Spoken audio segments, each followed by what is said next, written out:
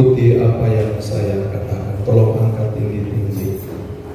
Saya percaya Alkitab adalah kebenaran firman Allah. Itu sebabnya saya menghormatinya, saya merawatinya, saya mengasihinya, dan melakukannya. Amin. Puji Tuhan, silahkan duduk. Selamat pagi Bapak Ibu Saudara-saudara yang saya kasihi dalam Kristus Yesus. Oleh anugerah Tuhan kita boleh tiba pada suatu hari yang spesial di sepanjang tahun yang kita mengenal adalah hari Natal, tanggal 25 Desember, di mana kita memperingati hari di mana Yesus Kristus telah datang dan lahir di dunia ini sebagai anak manusia. Pada tanggal 20 kemarin dalam ibadah perayaan Natal, saudara, kita sudah melihat tentang berita Natal yang disampaikan oleh para malaikat Allah lewat gembala-gembala yang mengembalakan domba kambing di padang pengembalaan. Dan pagi ini di tanggal 25 ini kita akan melihat berita Natal melalui para orang-orang Majus. Itu sebabnya mari kita membuka di dalam Injil Matius pasalnya yang kedua. Lalu kita akan membaca secara bergantian ayat 1 sampai dengan ayat 11. Saya baca ayat-ayat ganjil, Bapak Ibu Saudara tolong baca ayat-ayat genap dengan suara yang kedengaran, dan ayat 11 kita baca bersama-sama. Sekali lagi Matius pasalnya yang kedua, ayat 1, 3, 5, 7 dan seterusnya. Orang-orang Majus dari timur. Sesudah Yesus dilahirkan di Bethlehem di tanah Yudea pada zaman Raja Herodes, datanglah orang-orang Majus dari timur ke Yerusalem dan bertanya-tanya di manakah dia, raja orang itu dilahirkan. Kami telah melihatnya, kami datang untuk menyembah dia. Ketika Raja Herodes mendengar hal itu, terkejutlah dia beserta seluruh Yerusalem. Maka diperlukannya kepala dan ahli Taurat bangsa, lalu dimintanya keterangan dari mereka.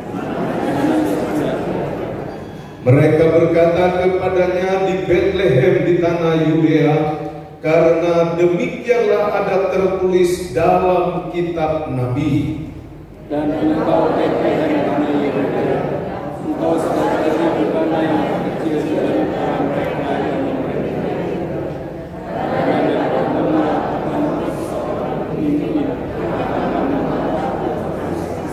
Lalu dengan diam-diam Herodes memanggil orang-orang Majus itu dan dengan teliti bertanya kepada mereka, bila mana bintang itu nampak?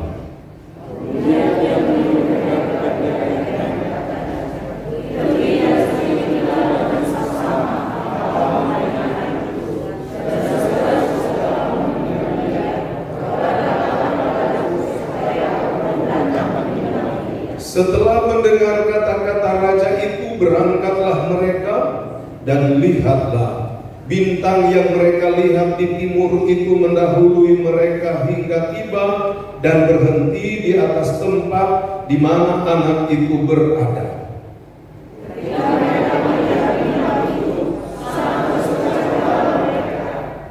Maka masuk, kita baca bersama ayat 11, 2, 3. Maka masuklah mereka ke dalam rumah itu dan melihat anak itu bersama Maria ibunya, lalu sujud menyembah dia. Mereka pun membuka tempat harta bendanya dan mempersembahkan persembahan kepadanya, yaitu emas, kemenyan, dan mur. Puji Tuhan. Bapak Ibu saudara-saudara sekalian yang saya kasihi dalam Kristus Yesus, kelahiran Yesus adalah sesuatu kejadian yang sangat luar biasa. Sekali lagi, kelahiran Yesus adalah suatu kejadian, suatu sejarah yang sangat luar biasa. Hari tanggal 20 kemarin, saudara, kita sudah melihat berita kelahiran Yesus itu disampaikan oleh para malaikat ketika mereka sedang mengembalakan domba kambing, kata Alkitab. Dan saudara-saudara, setelah malaikat itu naik kembali ke sorga, maka para gembala-gembala itu pergi dengan buru-buru ke Bethlehem, dan mereka menemui sama seperti yang mereka dengar, bahwa tanda bagi mereka di mana mereka akan melihat seorang anak dibaringkan di palungan dan dibungkus dengan kain lampin. Hal ini bicara tentang kesederhanaan, kerendahan hati. Sikap kesederhanaan dan kerendahan hati harus melekat dalam kehidupan orang-orang percaya. Bisa bilang haleluya, saudara-saudara. Kerendahan hati adalah suatu sikap yang dikasihi dan disukai oleh Tuhan.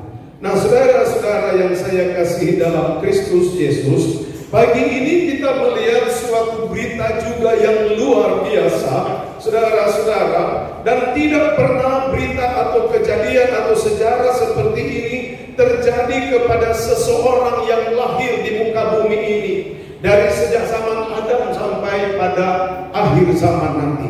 Belum ada suatu pribadi yang seperti kelahiran Yesus, di mana saudara ada suatu sejarah, di mana saudara penggenapan firman Allah, karya agung Allah itu nyata.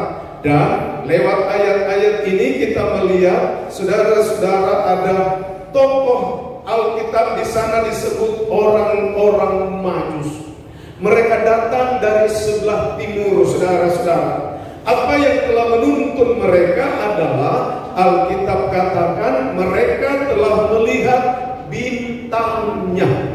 Saudara, bintangnya mereka telah melihat. Dan saudara tahu, saudara, pada orang-orang Majus ini, mereka menurut hasil penyelidikan bahwa mereka adalah sekelompok orang dari salah satu keagamaan, dan mereka berasal dari sebelah timur, dan sekarang daerah itu dikenal adalah daerah Irak. Saudara, mereka melihat tentang bintang itu karena mereka telah mengkhususkan diri, sekelompok agama tapi telah mengkhususkan diri belajar tentang arkeolog, belajar tentang kesehatan, belajar tentang alam semesta. Sehingga saudara, ketika mereka melihat bintang, mereka mengatakan ini bintang adalah bintang yang lain daripada yang lain. Dan ini menunjukkan ada seorang pribadi yang luar biasa lahir. Mereka tahu dia ini adalah raja, saudara-saudara. Puji Tuhan, kelahiran Yesus adalah suatu sejarah yang luar biasa. Amin. Nah, saudara-saudara yang saya kasih dalam Kristus Yesus, kita tahu bahwa Yesus dilahirkan di Bethlehem. Itu sebabnya, saudara-saudara, Alkitab mengatakan dalam ayat ini, orang-orang Majus ini, saudara-saudara, mereka begitu rindu melihat tentang seorang pribadi yang lahir dan dia itu adalah raja, maka mereka mengikuti bintang itu. Dan pada waktu mereka mendapati Yesus, dia bukan bayi lagi seperti di dalam Injil Lukas. Kalau para gembala-gembala, mereka menemukan Yesus itu seperti apa yang disampaikan oleh para malaikat Allah kepada mereka, di mana bayi Yesus itu terbaring di palungan, dibungkus dengan kain lampin dan berada di dalam kandang. Tetapi saudara, para orang-orang Majus, mereka bukan menemukan Yesus lagi di kandang, tetapi mereka telah menemukan dia di suatu rumah, saudara-saudara. Dan saudara-saudara, perkiraan mereka telah berjalan, mereka menemukan itu Yesus sudah berumur 2 tahun. saudara bisa lihat saudara di dalam ayatnya yang ke-16. Perhatikan baik-baik saudara, ayat 16. Ketika Herodes tahu bahwa ia telah diperdayakan oleh orang-orang Majus itu, karena Herodes sudah berpesan saudara kepada orang Majus, dia bertanya, memang menurut kamu ada seorang raja itu lahir di mana katanya? Ini suatu ancaman bagi Herodes. Saudara, mereka bilang, oh di Bethlehem. Oh ya sudah, kamu pergi dan kamu pergi menyembah. Selesai kamu menyembah, kamu balik memberitahu pada saya, karena saya mau pergi juga menyembah. Padahal bukan mau menyembah, tapi dia berniat jahat untuk membunuh saudara-saudara. Nah, jadi kita lihat saudara-saudara dalam ayat ini, dikatakan dalam ayat 16, ketika Herodes tahu bahwa ia telah diperdayakan oleh orang-orang Majus itu, ia sangat marah. Lalu ia menyuruh membunuh semua anak di Bethlehem dan sekitarnya, yaitu anak-anak yang berumur 2 tahun ke bawah, sesuai dengan waktu yang dapat diketahuinya dari orang-orang Majus itu. Jadi orang Majus mereka datang menemui saudara Yesus, saudara, itu bukan Yesus masih bayi, tapi kurang lebih sudah berumur 2 tahun. Dan saudara-saudara, ada satu hal yang luar biasa lagi, bahwa saudara ketika Herodes mendengar berita bahwa ada seorang raja lahir, maka dia mengumpulkan semua para ahli-ahli Taurat, semua guru-guru agama. Lalu dia bertanya, coba kamu selidiki, di mana kira-kira yang disebut Mesias itu lahir? Lalu para ahli Taurat bilang, sesuai dengan kitab, sesuai dengan firman Allah, di Bethlehem. Jadi kelahiran Yesus itu bukan kebetulan. Bisa bilang haleluya saudara-saudara. Kelahiran Yesus itu sudah ditetapkan, ditentukan oleh Tuhan. Waktunya, tempatnya sudah dinubuatkan oleh Alkitab, dan dia adalah raja di atas segala raja. Nah saudara-saudara yang saya kasihi dalam Kristus Yesus, jadi ketika kita melihat dalam ayat 16 ini, para orang Majus menunjukkan bahwa mereka telah berjalan kurang lebih 2 tahun. Mereka berjalan saudara-saudara, mereka melihat bintang, wah ada seorang, dia adalah raja telah lahir. Dan bintang ini bergerak mengarah ke Yerusalem. Mereka mengikuti saudara-saudara selama 2 tahun. Memang ada yang berkata 40 hari.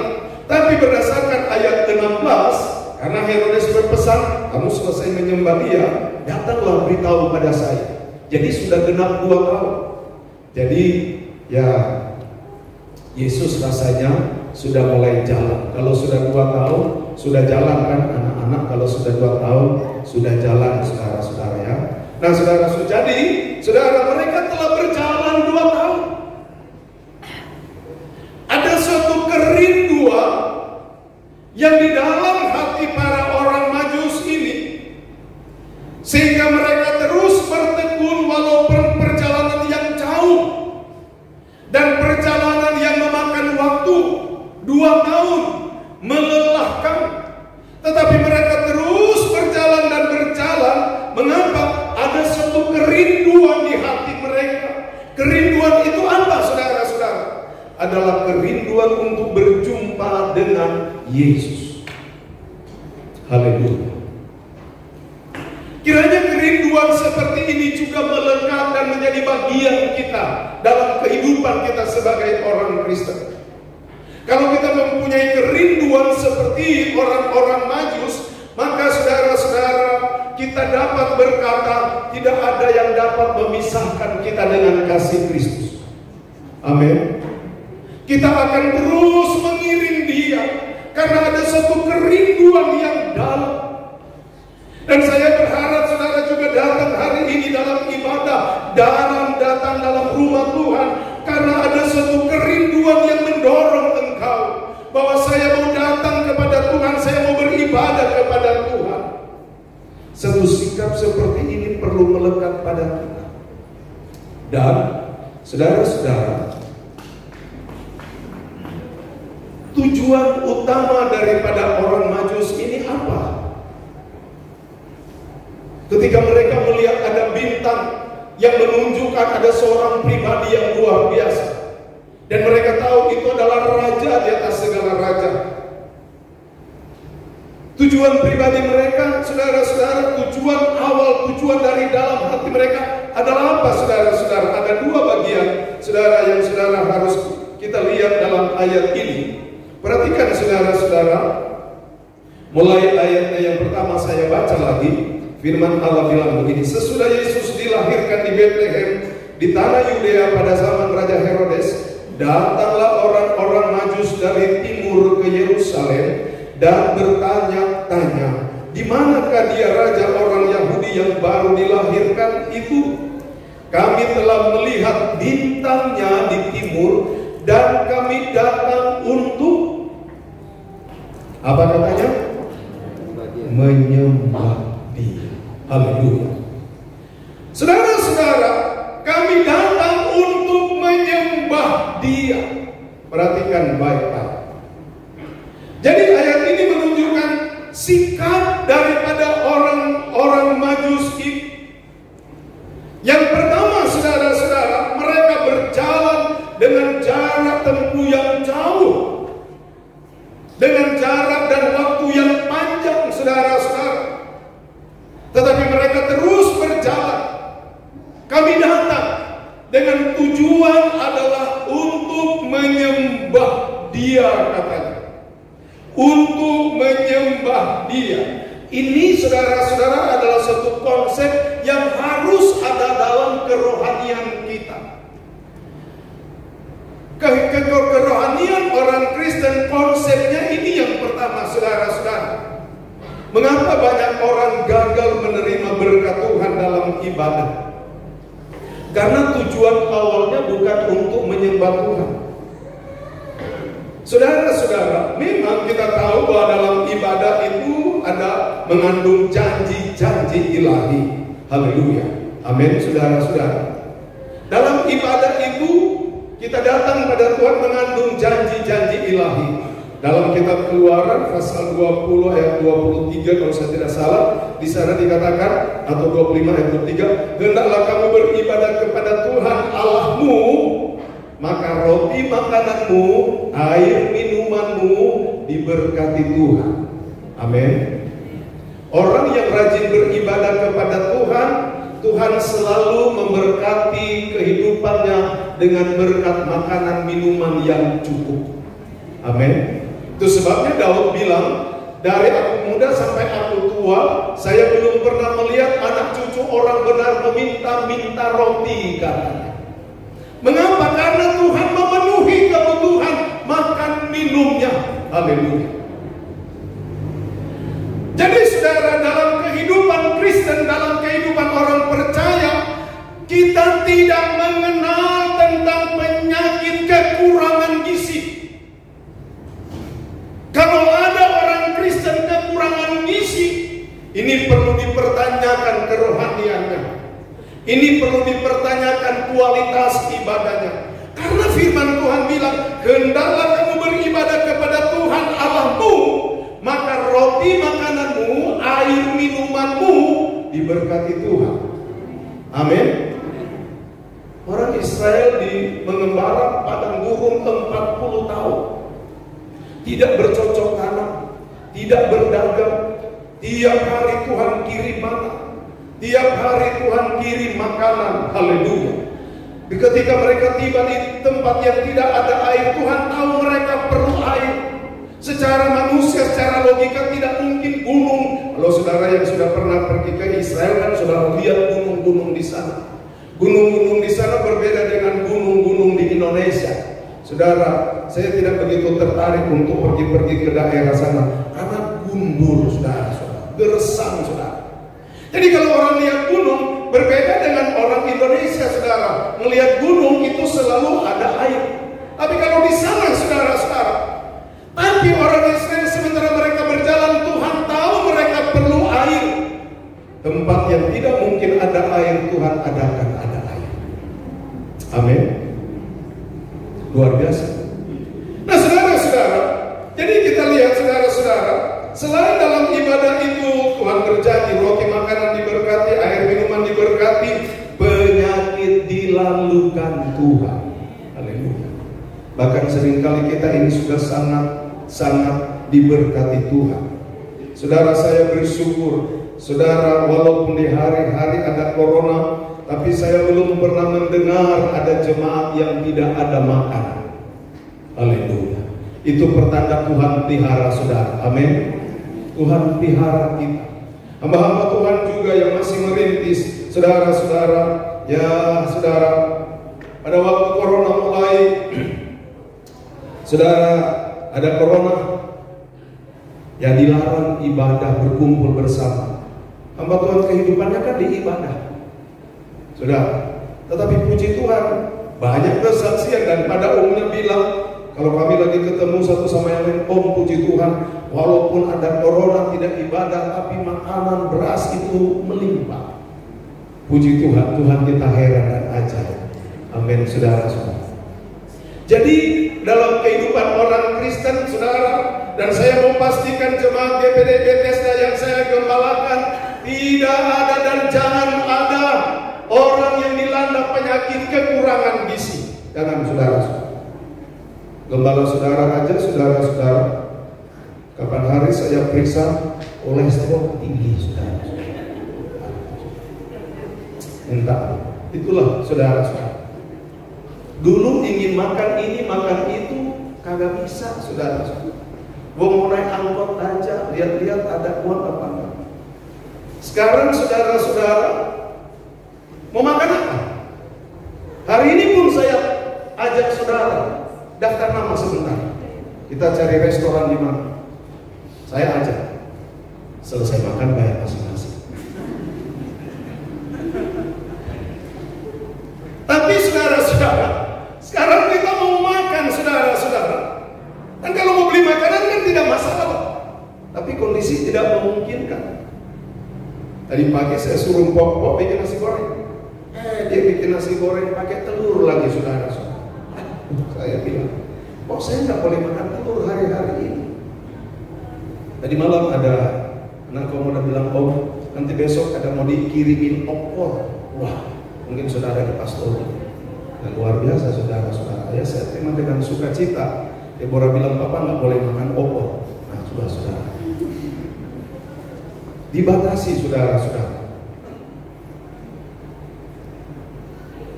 Anak Tuhan jauh dari penyakit kekurangan gizi. Bisa bilang haleluya saudara-saudara. Lebih boleh, jangan kurang. Nah saudara-saudara, dan banyak hal dalam hal ibadah. Daud katakan dia bersuka cita kalau ada orang berkata mari kita pergi ke rumah Tuhan. Mengapa? Karena di rumah Tuhan ada hadirat Allah. Amin. Di rumah Tuhan ada sukacita. Di rumah Tuhan ada kuasa dan mujizat Allah. Di rumah Tuhan ada berkat-berkat ilahi. Di rumah Tuhan ada kesembuhan mereka yang sakit.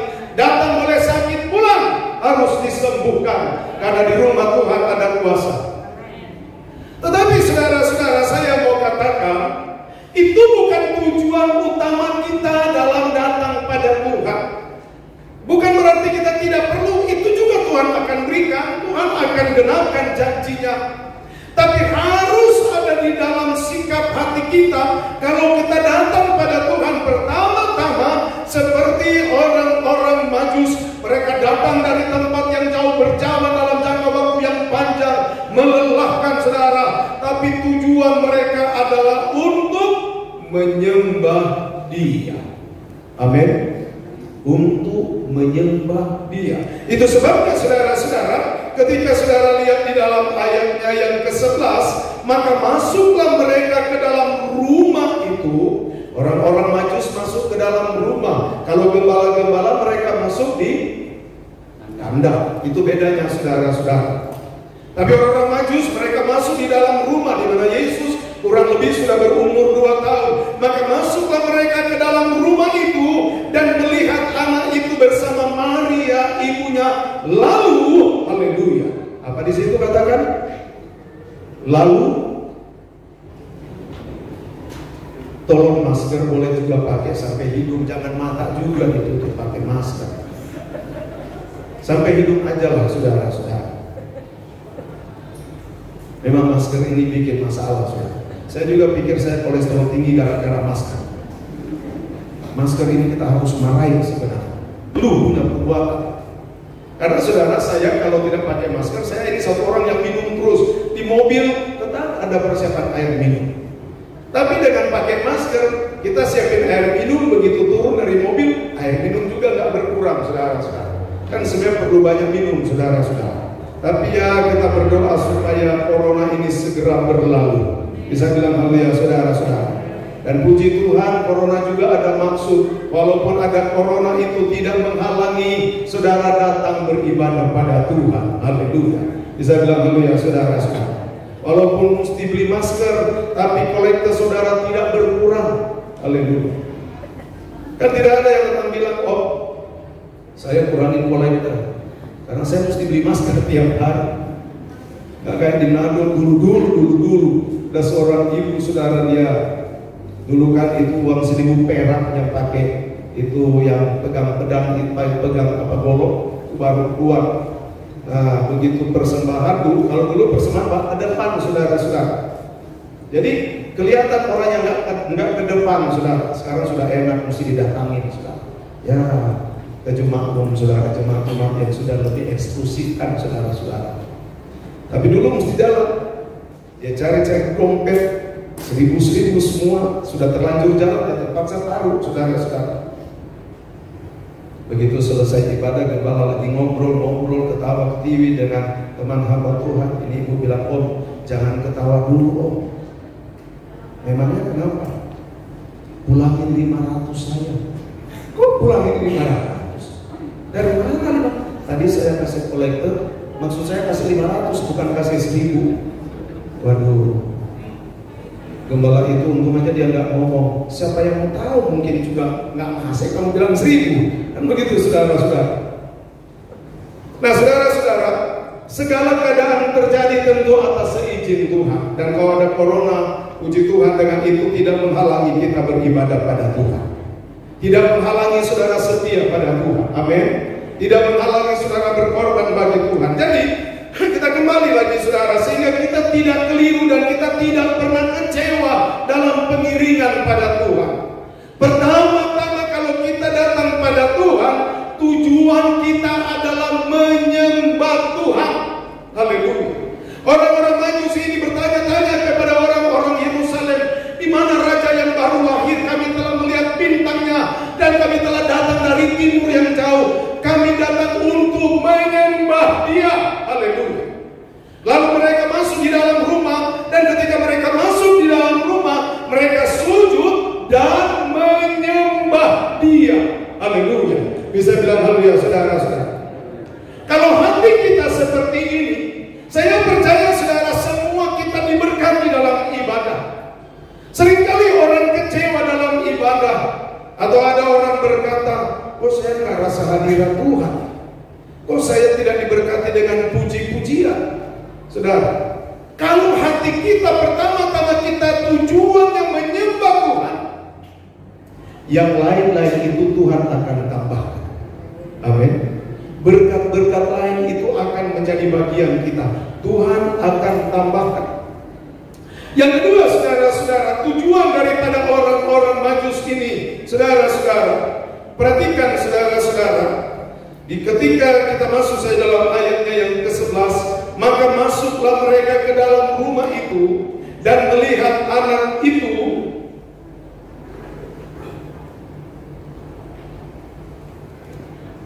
Saya baca ulang saudara-saudara. Maka masuklah mereka ke dalam rumah itu dan melihat anak itu bersama-sama Maria ibunya. Yang pertama, sujud menyembah Dia. Bisa bilang haleluya saudara-saudara. Jadi memasuki tahun 2021, saudara, kita harus berubah mindset kita kalau datang ibadah. Bukan kita mau datang dengar nyanyian apa yang akan dinyanyikan. Itu perlu supaya ibadah kita makin bagus. Amin saudara-saudara. Bukan kita mau dengar pemain musik mainnya bagaimana. Itu perlu, tapi itu bukan tujuan utama. Bukan kita datang saudara-saudara cuma karena takut, hari Minggu saya daripada nggak gereja. Bukan saudara-saudara. Itu perasaan itu juga perlu ada. Dan lain-lainnya. Apalagi kalau tujuan kita cuma melihat dia pakai baju apa. Nah ini repot saudara. Akhirnya begitu keluar di sana kan saudara-saudara, atau lihat gayanya saudara, tepuk tangannya yang keluar di sana yang diceritakan ya seperti itu. Tapi kita harus taruh dalam sikap kita kalau kita datang pada Tuhan pertama-tama karena kita mau menyembah Dia. Karena Dia adalah Tuhan, Dia adalah Allah, Dia adalah sumber kehidupan kita, Dialah pertolongan kita, Dia adalah Allah yang maha besar. Itu sebabnya kalau kita datang kita mau menyembah Dia. Dan ini ada pada orang-orang Majus. Katakan dalam ayatnya yang ke-11, bagian yang kedua, setelah mereka melihat anak itu, Yesus itu beserta dengan Maria ibunya, lalu sujud menyembah Dia, mereka pun membuka tempat harta bendanya. Haleluya.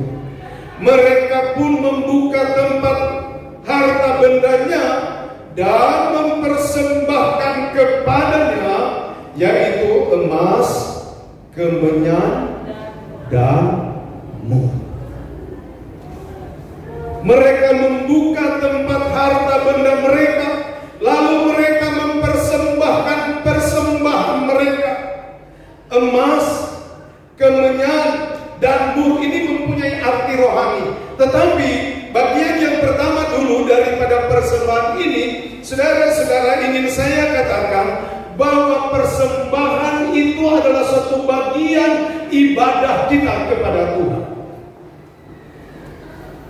Sekali lagi, persembahan itu adalah satu bagian yang tidak terlepaskan dalam ibadah kita kepada Tuhan.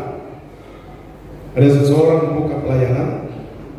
Berbanyak orang ini, saudara, dia cukup punya uang. Saudara, dia buka pelayanan. Dan jemaat tidak perlu bawa persembahan. Jemaat tidak perlu bawa persepuluhan. Saya bilang ini salah. Salah. Mengapa? Persembahan itu adalah bagian dalam ibadah. Sejak dari zaman dulu kala, apabila datang beribadah kepada Tuhan, persembahan ini tidak boleh dipisahkan. Siapa yang pertama diminta Tuhan datang kepada Tuhan, beribadah pada Tuhan sambil membawa persembahan.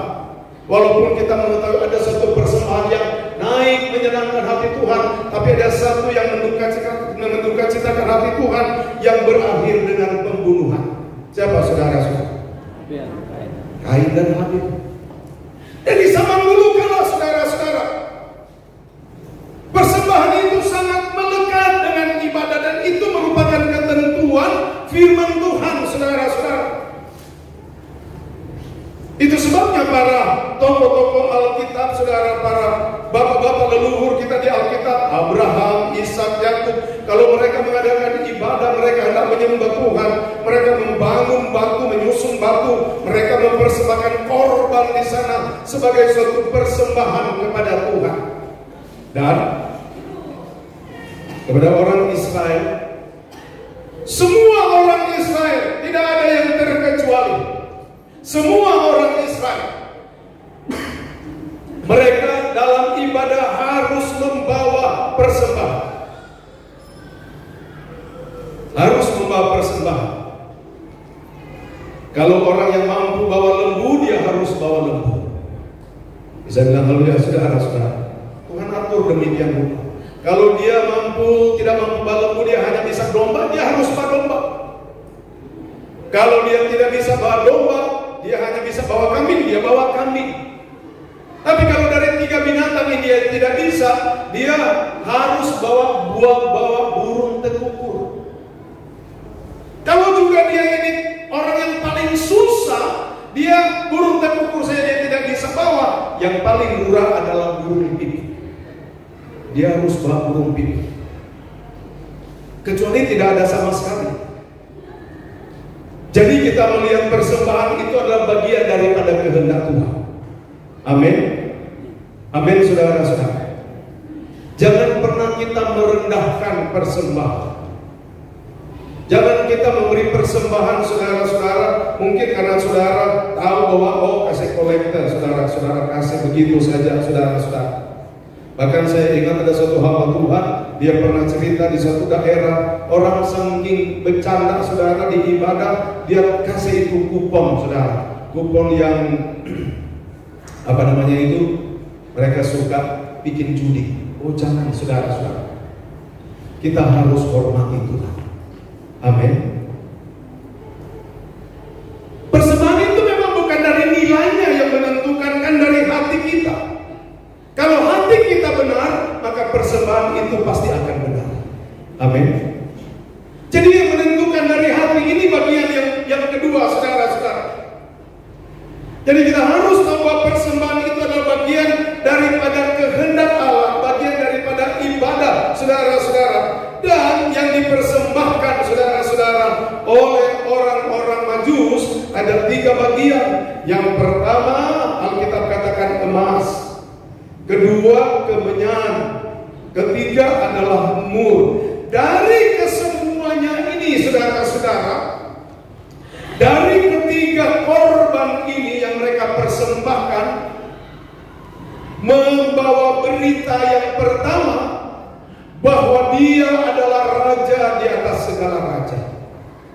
Jadi dari isi korban, nanti saya akan uraikan minggu-minggu mendatang tentang arti-arti korban itu. Tapi dari kesemuanya korban ini, emas, kemenyan, dan mur, memuat 2 berita. Yang pertama, lewat persembahan itu mereka memberikan suatu pernyataan bahwa dia itu, Yesus, adalah raja di atas segala raja. Jadi kalau kita membawa persembahan, sebenarnya lewat persembahan itu kita mengakui dia adalah raja di atas segala raja. Bisa bilang hal ya, saudara-saudara. Tetapi yang kedua, saudara-saudara, karena ada kemenyan dan mur, jadi yang membawa berita bahwa dia raja di atas segala raja karena ada emas di sana. Dan kemudian ada kemenyan dan mur. Ini juga sekaligus memberikan suatu pernyataan bahwa mendahului kemuliaan ada penderitaan. Mendahului kemuliaan ada penderitaan. Yaitu apa? Yesus akan menuju di kayu salib. Tapi lewat salib Allah Bapa akan permuliakan dia. Bagi kita, saudara-saudara, bahwa lewat persembahan itu kita dapat memaklumi bahwa dalam pengiringan kita kepada Tuhan ternyata ada harga yang harus dibayar. Harga yang harus dibayar itu bukan masalah uang itu, tapi ada waktu Tuhan izinkan kita pikul salib. Amin. Ada kemenyan di sana, ada mur di sana, saudara-saudara. Ada waktu-waktu Tuhan izinkan kita pikul salib. Masa-masa yang sukar Tuhan izinkan untuk apa? Untuk membentuk, memproses kita sehingga kita menjadi orang yang lebih kuat rohaninya dalam Tuhan. Haleluya. Dan selalu di balik salib itu kemuliaan Tuhan akan nyata dalam hidup kita. Amin. Di balik proses itu kemuliaan Tuhan akan nyata. Tuhan membentuk kita sehingga saudara kita akan keluar sebagai orang-orang pemenang. Ini yang ada dalam persembahan dari orang-orang Majus itu. Sehingga lewat Natal saya sampaikan di sini dulu karena waktu kita akan terbatas. Nanti lanjut minggu-minggu mendatang. Tetapi paling tidak lewat Natal kita pada pagi ini ada 2 berita penting pada kita. Pertama, kalau kita datang pada Tuhan, tujuan utama kita menyembah Tuhan. Amin. Yang kedua, ternyata persembahan itu adalah bagian daripada kehendak Tuhan. Amin. Karena di sana memuat berita bahwa Dia raja di atas segala raja. Dengan persembahan kita semua, kita sedang mengumandangkan, kita sedang memaklumatkan, mengumumkan bahwa Yesus Tuhan kita adalah raja di atas segala raja. Tetapi lewat persembahan kita, ketika kita memberi persembahan, kita tahu saudara-saudara, mendahului kemuliaan ada penderitaan. Ada harga memang harus dibayar. Tetapi proses-proses yang kita alami, salib yang harus kita pikul, selalu Tuhan mempunyai tujuan yang mulia di dalam hidup kita. Tuhan memberkati kita semua.